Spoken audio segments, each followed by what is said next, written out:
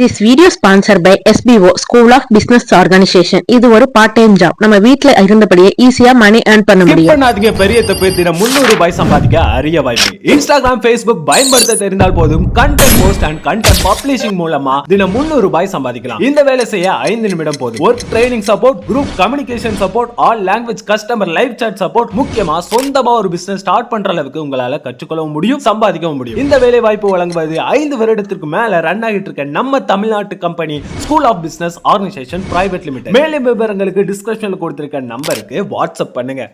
இன்னைக்கு நம்ம bread pudding செய்ய தேவையான பொருட்கள் என்னென்னு பார்க்கலாம் வாங்க.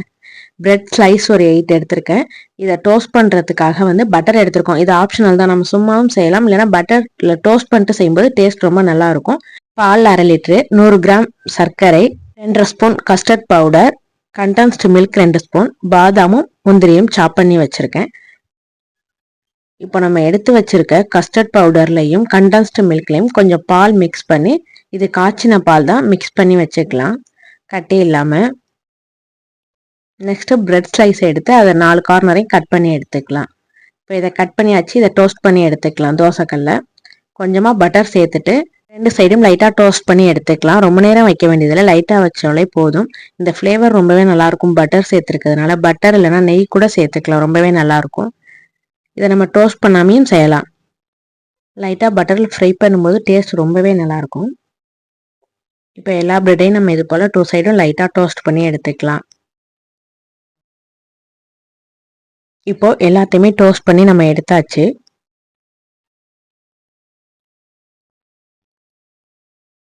பாலை காய்ச்சி எடுத்துக்கலாம். இப்போ பால் நல்லா கொதிச்சிடுச்சு. நான் பசும்பால் தான் எடுத்திருக்கேன். நீங்கள் பாக்கெட் பால் எடுக்கும்போது நல்லா திக்காக இருக்கும்.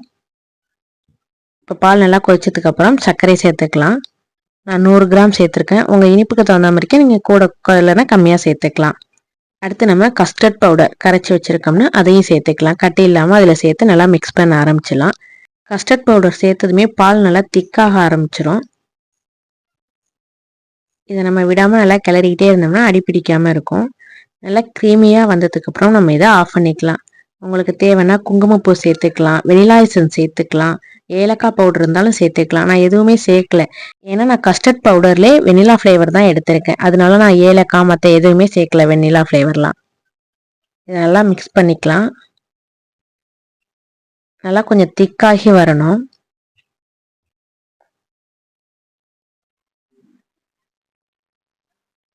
இந்த அளவுக்கு திக்கான போதும் நம்ம அடுப்பை ஆஃப் பண்ணிடலாம். இப்போ அடுப்பை ஆஃப் பண்ணியாச்சு. இப்போ இதை பிளேட்டிங் பண்ணிடலாம். ஒரு பிளேட்டில் ஃபஸ்ட்டு 2 ப்ரெட்டை வச்சுட்டு இதுக்கு மேலே நம்ம ரெடி பண்ணி வச்சுருக்க அந்த மில்க் க்ரீமை சேர்த்துக்கலாம். கஸ்டர்ட் பவுடர் சேர்த்ததுனால நல்லா க்ரீமியாக இருக்கும். இதை ஃபுல்லாகவே அப்ளை பண்ணிட்டு மறு லேயர் நம்ம பிரெட் ஸ்லைஸ் வைக்கலாம்.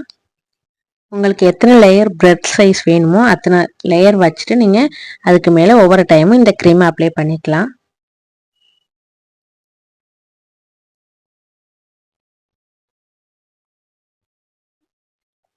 இப்போ நான் 4 லேயர் வச்சுருக்கேன்.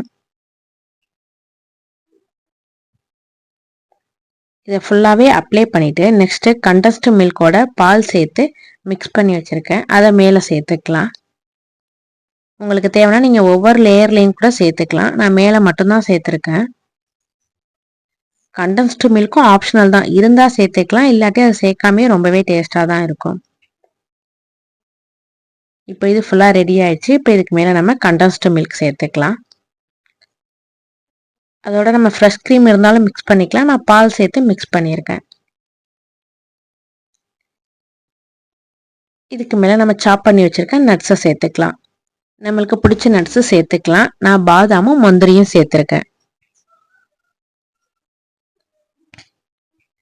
அவ்வளோதான், பிரெட் புட்டிங் ரெடி ஆயிடுச்சு. இது அரேபியன் ஸ்டைல் பிரெட் புட்டிங்னு சொல்லுவாங்க. ரொம்பவே டேஸ்ட்டாக இருக்கும், க்ரீமியாக. இதை ஒரு 1/2 ஹவர்லேருந்து 1 ஹவர் ஃப்ரிட்ஜில் வச்சு எடுத்தோம்னா ரொம்பவே டேஸ்ட்டாக இருக்கும், ஜில்லுன்னு. இதை நம்ம வீட்டு குட்டீஸ்க்கு ட்ரை பண்ண கொடுத்தோம். ரொம்பவே டேஸ்ட்டாக இருந்துச்சு, குட்டீஸ் பிடிச்சிருந்துச்சு. நம்ம வீட்டு 2 குட்டீஸ்க்குமே ரொம்பவே பிடிச்சிருந்துச்சு.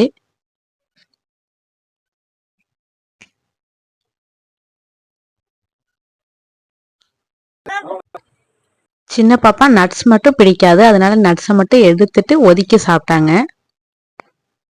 நீங்கள் இதை வீட்டில் ட்ரை பண்ணி பாருங்கள், ரொம்பவே டேஸ்ட்டாக இருக்கும். தேங்க்யூ.